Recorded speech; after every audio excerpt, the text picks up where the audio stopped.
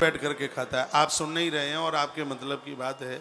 एक थाली में भोजन करना हमारी स्मृतियां कहती हैं, इससे भी पुण्य क्षीण होते हैं। प्राय पति और पत्नी दोनों एक ही थाली में बैठ करके भोजन करते हैं, अपराध है।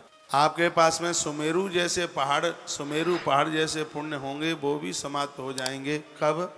जिन बर्तनों में भोजन बनाते हैं और उन्हीं बर्तनों में बैठ करके भोजन किया जाए तो। बहुत फुहरियाँ स्त्रियां, हाँ, कौन कढ़ाई मांजेगा, कौन बटुलिया साफ करेगा। मैंने देखा कुकर में बैठ करके जिम लेती, कढ़ाई में बैठ करके जिम लेती है।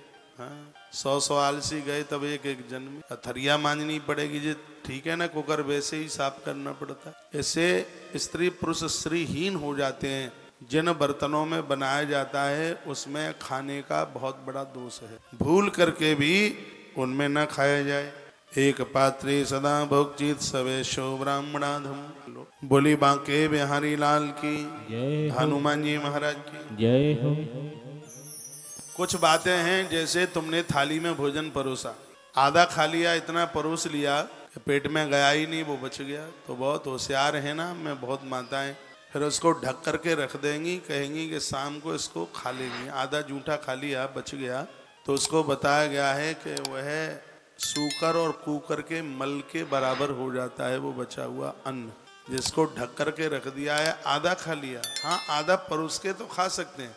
यदि उसमें आपने आधा छोड़ दिया जूठा, वो सूकर और कूकर के मल की तरह है, वो द्वारा खाने के लायक नहीं है। उतना ही लीजिए जितना चलता है। बहुत बातें हैं।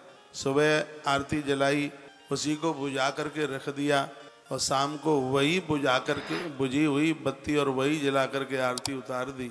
स्पष्ट हमारे ग्रंथों में वर्णन है कि इससे बहुत बड़ी श्री का संपदा का नुकसान हो। जली हुई बाती द्वारा काम में नहीं ली जाती। बहुत सदाचार में तो बहुत वर्णन किया है।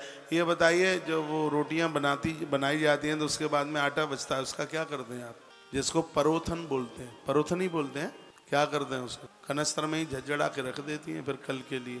बताया जाता है कि जो बचा हुआ जो उसका आटा है, उसके ऊपर चींटियों का अधिकार है।